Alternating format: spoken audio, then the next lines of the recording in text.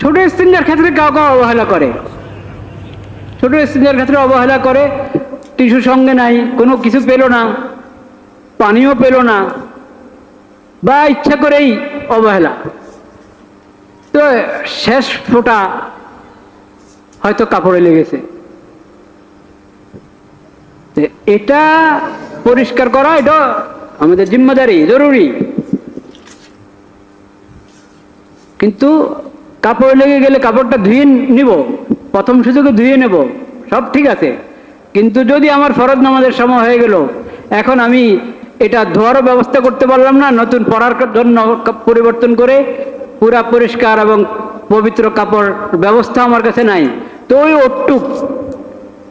ওটুকের কারণে আপনি ফরজ নামাজ ছাড়বেন না।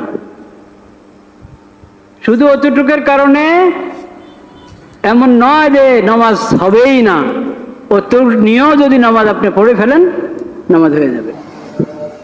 ইচ্ছা করে এরকম করব না, কিন্তু ঠেকার যখন, তখন অতটুক অপবিত্রতার কারণে নামাজ হবে না, সহি হবে না, এই ধারণা করা কিনা ঠিক না। কাজে এটাও কোনো ওজন না যে আমার কাপড় নাপাক।